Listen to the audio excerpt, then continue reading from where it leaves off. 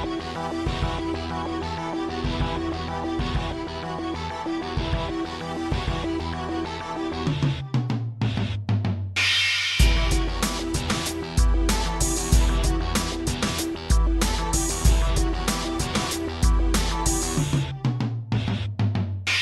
Radio USA ਸੁਣ ਰਹੇ ਸਾਰੇ ਸਰੋਤਿਆਂ ਨੂੰ ਮੇਰੇ ਜਗਮੋਹਨ ਸਿੰਘ ਵੱਲੋਂ ਪਿਆਰ ਭਰੀ ਸਤਿ ਸ਼੍ਰੀ ਅਕਾਲ।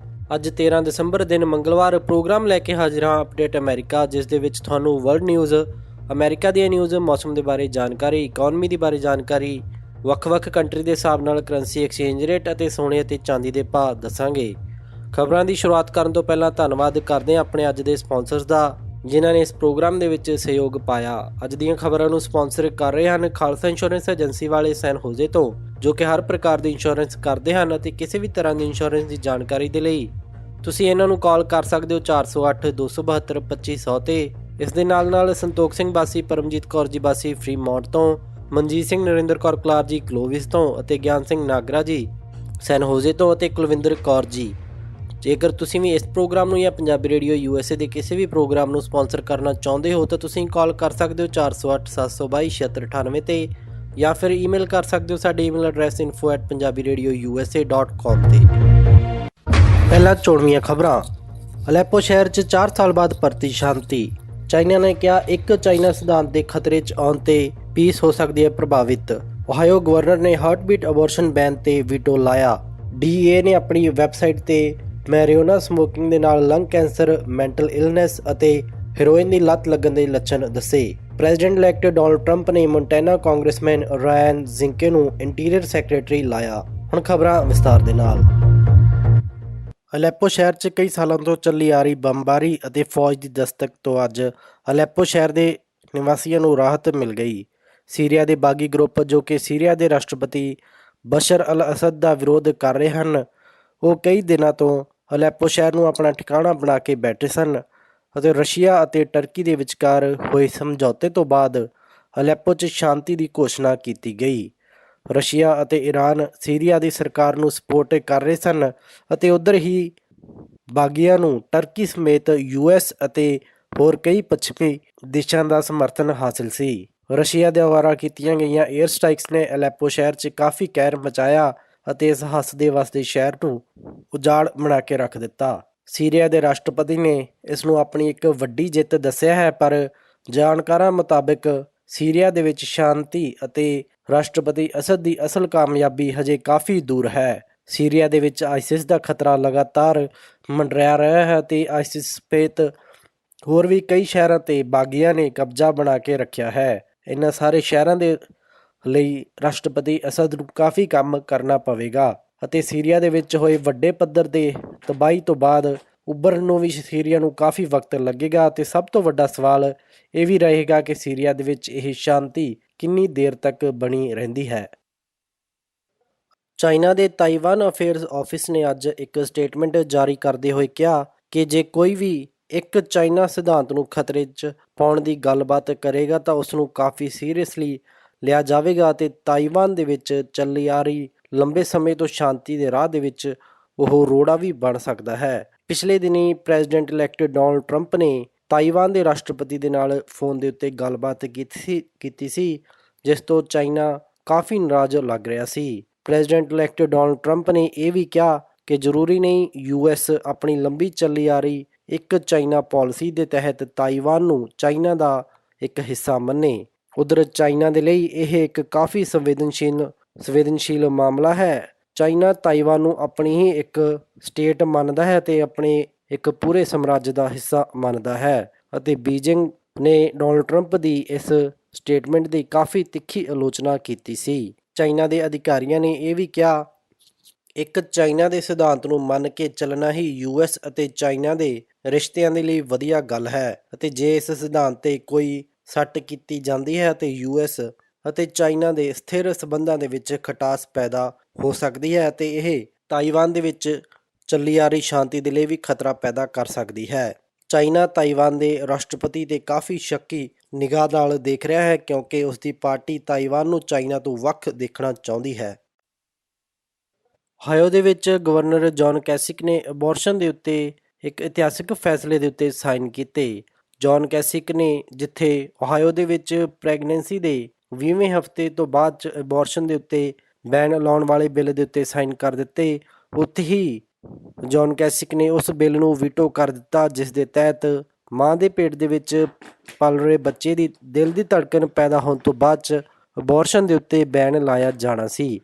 ਡਾਕਟਰੀ ਰਿਪੋਰਟ ਦੇ ਮੁਤਾਬਿਕ ਮਾਂ ਦੇ ਪੇਟ 'ਚ 6ਵੇਂ ਹਫ਼ਤੇ ਤੋਂ ਬਾਅਦ ਹੀ ਬੱਚੇ ਦੀ ਦਿਲ ਦੀ ਧੜਕਣ ਸ਼ੁਰੂ ਹੋ ਜਾਂਦੀ ਹੈ। ਜੌਨ ਕੈਸਿਕ ਨੇ ਬਿੱਲ ਸਾਈਨ ਕਰਦੇ ਹੋਏ ਕਿਹਾ ਕਿ ਉਹ ਓਹਾਇਓ ਦੇ ਵਿੱਚ ਪ੍ਰੋ ਲਾਈਫ ਦੇ ਕਨਸੈਪਟ ਨੂੰ ਵਧਾਵਾ ਦੇਣ ਦੇ ਲਈ ਇਸ ਬਿੱਲ ਦੇ ਉੱਤੇ ਸਾਈਨ ਕਰ ਰਹੇ ਹਨ ਅਤੇ ਅਬੋਰਸ਼ਨ ਦੇ ਉੱਤੇ ਬੈਨ ਲਾ ਰਹੇ ਹਨ। ਹਾਲਾਂਕਿ ਇਹਨਾਂ ਦੋਨਾਂ ਹੀ ਬਿੱਲ ਦੇ ਵਿੱਚ ਰੇਪ ਕੇਸ 'ਤੇ ਕੋਈ ਵੀ ਐਕਸੈਪਸ਼ਨ ਨਹੀਂ ਦਿੱਤੀ ਗਈ, ਪਰ ਜਿਸ ਹਾਲਤ ਦੇ ਵਿੱਚ ਮਾਂ ਦੀ ਜ਼ਿੰਦਗੀ ਨੂੰ ਖਤਰਾ ਹੋਵੇ ਉਸ ਵਕਤ ਅਬੋਰਸ਼ਨ ਅਲਾਉ ਕੀਤਾ ਗਿਆ ਹੈ। ਜੌਨ ਕੈਸਿਕ ਦੇ ਇਸ ਫੈਸਲੇ ਦਾ ਪ੍ਰੋ ਲਾਈਫ ਗਰੁੱਪ ਅਤੇ ਅਬੋਰਸ਼ਨ ਦਾ ਸਮਰਥਨ ਕਰਨ ਵਾਲੇ ਦੋਨੇ ਹੀ ਧਿਰਾਂ ਦੇ ਵੱਲੋਂ ਆਲੋਚਨਾ ਕੀਤੀ ਗਈ। ਹੁਣ ਜੇਕਰ ਓਹਾਇਓ ਦੇ ਅਸੈਂਬਲੀ ਦੇ ਵਿੱਚ ਗਵਰਨਰ ਜੌਨ ਕੈਸਿਕ ਦੇ ਵੀਟੋ ਕੀਤੇ ਗਏ ਫੈਸਲੇ ਨੂੰ ਓਵਰਟਰਨ ਕਰਨਾ ਹੈ ਤਾਂ ਇਸ ਦੇ ਲਈ ਅਸੈਂਬਲੀ ਦੇ ਵਿੱਚ 3/5 ਮੈਂਬਰਸ ਦਾ ਸਮਰਥਨ ਜ਼ਰੂਰੀ ਹੋਵੇਗਾ।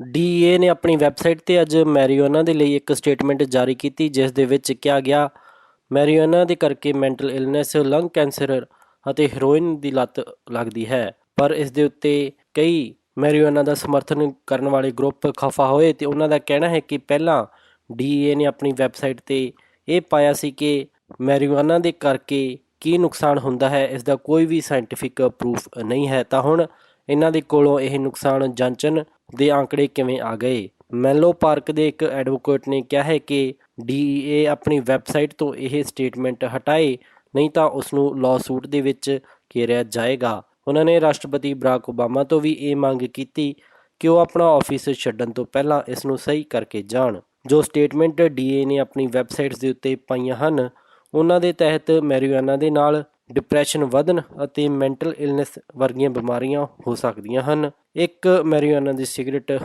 ਲੰਗ ਕੈਂਸਰ ਦੇ ਓਨੇ ਕਾਰਨ ਵਧਾਉਂਦੀ ਹੈ ਜਿੰਨੇ ਕਿ ਆਮ ਰੈਗੂਲਰ ਸਿਗਰਟ ਵੀ ਮਿਲ ਕੇ ਵਧਾਉਂਦੀਆਂ ਹਨ ਅਤੇ 15 ਸਾਲਾਂ ਤੋਂ ਛੋਟੀ ਉਮਰ ਦੇ ਨੌਜਵਾਨ ਜੋ ਕਿ ਮੈਰੀਜੁਆਨਾ ਦੇ ਆਦੀ ਹੋ ਜਾਂਦੇ ਹਨ ਉਹਨਾਂ ਨੂੰ ਵੱਡੀ ਉਮਰ ਦੇ ਵਿੱਚ ਹੈਰੋਇਨ ਦੀ ਲੱਤ ਲੱਗਣ ਦੀ ਜ਼ਿਆਦਾ ਖਤਰਾ ਹੋ ਜਾਂਦਾ ਹੈ।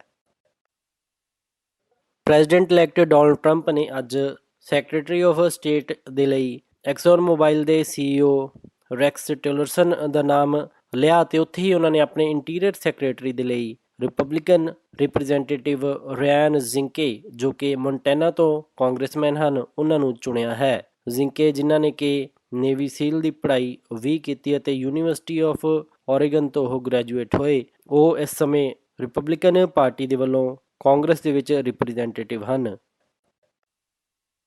ਇਹ ਸਨ ਅੱਜ ਦੀਆਂ ਕੁਝ ਖਾਸ ਖਬਰਾਂ। ਹੁਣ ਵੱਧਦੇ ਹਾਂ ਮੌਸਮ ਦੀ ਜਾਣਕਾਰੀ ਦੇ ਵੱਲ।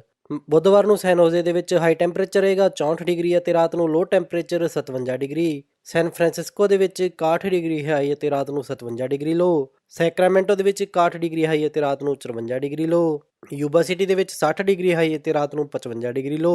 ਸਟਾਕਟਨ ਦੇ ਵਿੱਚ 65 ਡਿਗਰੀ ਹਾਈ ਅਤੇ ਰਾਤ ਨੂੰ 54 ਡਿਗਰੀ ਲੋ। ਟ੍ਰੇਸੀ ਦੇ ਵਿੱਚ 66 ਡਿਗਰੀ ਹਾਈ ਅਤੇ ਰਾਤ ਨੂੰ 54 ਡਿਗਰੀ ਲੋ। ਮੋਡੈਸਟੋ ਦੇ ਵਿੱਚ 65 ਡਿਗਰੀ ਹਾਈ ਅਤੇ ਰਾਤ ਨੂੰ 54 ਡਿਗਰੀ ਲੋ ਰਹੇਗਾ। ਫਰੈਜ਼ਨੋ ਦੇ ਵਿੱਚ 66 ਡਿਗਰੀ ਹਾਈ ਅਤੇ ਰਾਤ ਨੂੰ 50 ਡਿਗਰੀ ਲੋ। ਬੇਕਰਸਫੀਲਡ ਦੇ ਵਿੱਚ 69 ਡਿਗਰੀ ਹਾਈ ਅਤੇ ਰਾਤ ਨੂੰ 53 ਡਿਗਰੀ ਲੋ। ਲਾਸ ਐਂਜਲਸ ਦੇ ਵਿੱਚ 66 ਡਿਗਰੀ ਹਾਈ ਅਤੇ ਰਾਤ ਨੂੰ 54 ਡਿਗਰੀ ਲੋ। ਟਰਕੀ ਦੇ ਵਿੱਚ 46 ਡਿਗਰੀ ਹਾਈ ਅਤੇ ਰਾਤ ਨੂੰ 37 ਡਿਗਰੀ ਲੋ। ਸਾਊਥ ਲੇਕ ਟਾਹੋ ਦੇ ਵਿੱਚ 50 ਡਿਗਰੀ ਹਾਈ ਅਤੇ ਰਾਤ ਨੂੰ 40 ਡਿਗਰੀ ਲੋ। ਪੋਰਟਲੈਂਡ ਓਰੇਗਨ ਦੇ ਵਿੱਚ 34 ਡਿਗਰੀ ਹਾਈ ਅਤੇ ਰਾਤ ਨੂੰ 28 ਡਿਗਰੀ ਲੋ ਰਹੇਗਾ। ਸੀਐਟਲ ਦੇ ਵਿੱਚ 38 ਡਿਗਰੀ ਹਾਈ ਅਤੇ ਰਾਤ ਨੂੰ 28 ਡਿਗਰੀ ਲੋ। ਫਲੈਗਸਟਾਫ ਐਰੀਜ਼ੋਨਾ ਦੇ ਵਿੱਚ 58 ਡਿਗਰੀ ਹਾਈ ਅਤੇ ਰਾਤ ਨੂੰ 33 ਡਿਗਰੀ ਲੋ। ਸਾਲਟ ਲੇਕ ਸਿਟੀ ਯੂਟਾ ਦੇ ਵਿੱਚ 43 ਡਿਗਰੀ ਹਾਈ ਅਤੇ ਰਾਤ ਨੂੰ 41 ਡਿਗਰੀ ਲੋ ਰਹੇਗਾ। ਸ਼ਿਕਾਗੋ ਦੇ ਵਿੱਚ 20 ਡਿਗਰੀ ਹਾਈ ਅਤੇ ਰਾਤ ਨੂੰ 0 ਡਿਗਰੀ ਲੋ। ਨਿਊਯਾਰਕ ਦੇ ਵਿੱਚ 42 ਡਿਗਰੀ ਹਾਈ ਅਤੇ ਰਾਤ ਨੂੰ 27 ਡਿਗਰੀ ਲੋ। ਟੋਰਾਂਟੋ ਕੈਨੇਡਾ ਦੇ ਵਿੱਚ -4 ਡਿਗਰੀ ਸੈਲਸੀਅਸ ਹਾਈ ਅਤੇ ਰਾਤ ਨੂੰ -11 ਡਿਗਰੀ ਸੈਲਸੀਅਸ ਲੋ ਰਹੇਗਾ। ਵਿਨੀਪੈਗ ਦੇ ਵਿੱਚ -18 ਡਿਗਰੀ ਸੈਲਸੀਅਸ ਹਾਈ ਅਤੇ ਰਾਤ ਨੂੰ -26 ਡਿਗਰੀ ਸੈਲਸੀਅਸ ਲੋ। ਕੈਲਗਰੀ ਦੇ ਵਿੱਚ -10 ਡਿਗਰੀ ਸੈਲਸੀਅਸ ਹਾਈ ਅਤੇ ਰਾਤ ਨੂੰ -20 ਡਿਗਰੀ ਸੈਲਸੀਅਸ ਲੋ। ਵੈਨਕੂਵਰ ਦੇ ਵਿੱਚ 1 ਡਿਗਰੀ ਸੈਲਸੀਅਸ ਹਾਈ ਅਤੇ ਰਾਤ ਨੂੰ -8 ਡਿਗਰੀ ਸੈਲਸੀਅਸ ਲੋ ਰਹੇਗਾ। ਪੰਜਾਬ ਅੰਮ੍ਰਿਤਸਰ ਦੇ ਵਿੱਚ 23 ਡਿਗਰੀ ਸੈਲਸੀਅਸ ਹਾਈ ਅਤੇ ਰਾਤ ਨੂੰ 6 ਡਿਗਰੀ ਸੈਲਸੀਅਸ ਲੋ। ਮੈਲਬਰਨ ਆਸਟ੍ਰੇਲੀਆ ਦੇ ਵਿੱਚ 19 ਡਿਗਰੀ ਸੈਲਸੀਅਸ ਹਾਈ ਅਤੇ ਰਾਤ ਨੂੰ 11 ਡਿਗਰੀ ਸੈਲਸੀਅਸ ਲੋ। ਲੰਡਨ ਦੇ ਵਿੱਚ 12 ਡਿਗਰੀ ਸੈਲਸੀਅਸ ਹਾਈ ਅਤੇ ਰਾਤ ਨੂੰ 6 ਡਿਗਰੀ ਸੈਲਸੀਅਸ ਲੋ। ਬਰਲਿਨ ਜਰਮਨੀ ਦੇ ਵਿੱਚ 6 ਡਿਗਰੀ ਸੈਲਸੀਅਸ ਹਾਈ ਅਤੇ ਰਾਤ ਨੂੰ -2 ਡਿਗਰੀ ਸੈਲਸੀਅਸ ਲੋ। ਅਤੇ ਫਰਾਂਸ ਪੈਰਿਸ ਦੇ ਵਿੱਚ 9 ਡਿਗਰੀ ਸੈਲਸੀਅਸ ਆਈ ਅਤੇ ਰਾਤ ਨੂੰ 1 ਡਿਗਰੀ ਸੈਲਸੀਅਸ ਲੋ ਰਹੇਗਾ। ਏਸੀ ਮੌਸਮ ਦੀ ਜਾਣਕਾਰੀ। ਹੁਣ ਵੱਧਦੇ ਹਾਂ ਸਟਾਕ ਮਾਰਕੀਟ ਦੀ ਇਨਫੋਰਮੇਸ਼ਨ ਦੇ ਵੱਲ। ਮੰਗਲਵਾਰ ਨੂੰ ਕਲੋਜ਼ਿੰਗ ਦੇ ਸਮੇਂ ਡਾਓ ਜੋਨਸ 114 ਅੰਕ ਵੱਧ ਕੇ 19,911.21 ਤੇ ਬੰਦ ਹੋਇਆ। ਨੈਸਡੈਕ 51 ਅੰਕ ਵੱਧ ਕੇ 5463.83 ਤੇ ਬੰਦ ਹੋਇਆ। S&P 14 ਅੰਕ ਵੱਧ ਕੇ 2271.72 ਤੇ ਬੰਦ ਹੋਇਆ। ਵਿਲਸ਼ਾਇਰ 5000 114 ਅੰਕ ਵੱਧ ਕੇ 23,419.81 ਤੇ ਬੰਦ ਹੋਇਆ। ਕਰੰਸੀ ਐਕਸਚੇਂਜ ਰੇਟ ਦੇ ਵਿੱਚ ਇੱਕ US ਡਾਲਰ ਦੀ ਕੀਮਤ ਰਹੀ 67 ਰੁਪਏ 53 ਪੈਸੇ।